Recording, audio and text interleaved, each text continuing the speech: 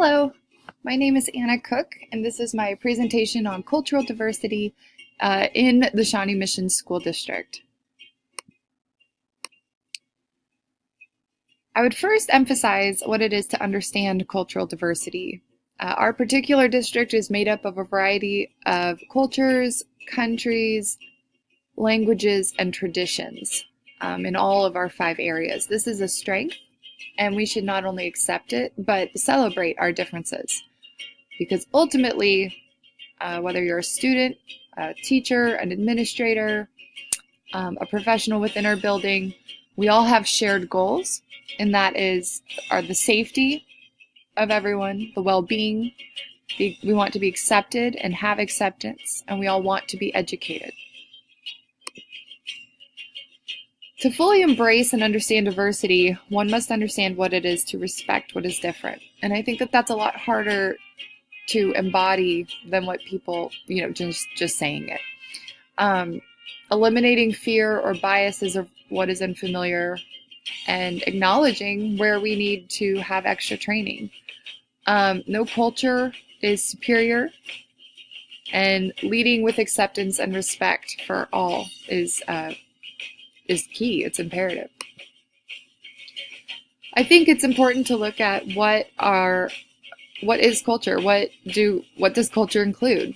So I found this great visual where it talks about how attitudes, beliefs, language, customs, different rituals,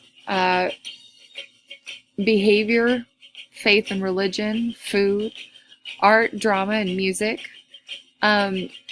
Some components that I think are also super relevant today that are not included in that visual are political views, sexual orientation, age, what is appropriate regarding your age, appropriate ways to address people, personal space, touching, even if it's completely innocent. There are just some cultures where they don't want to be touched, and it's odd. There are also cultures where that's very familiar and reassuring and motherly, and so that is a big component. And then how to address someone.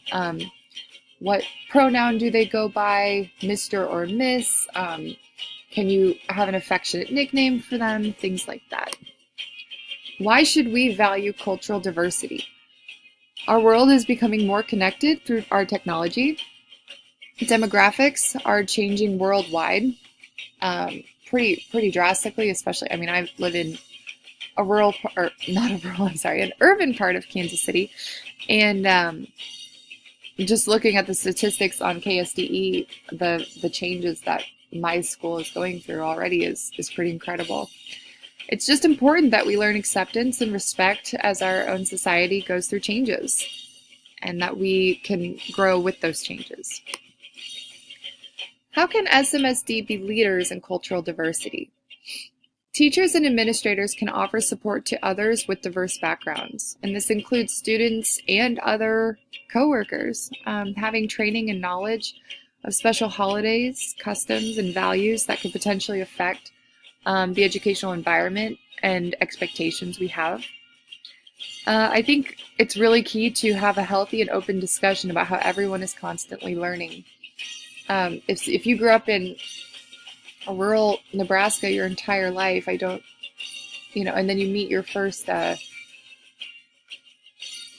person from India, I wouldn't expect that you would immediately know all of those cultures and customs, but acknowledging that you have things to learn is, I think, incredibly important.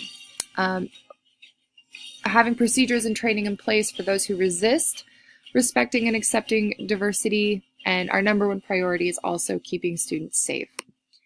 If you're unsure with how to proceed with a student or a parent, please reach out and ask for help and support at the building and district level. We have resources in place to offer the support and ensure a healthy relationship between teachers and families. Demographics are constantly changing, and so can our conversation. Thank you.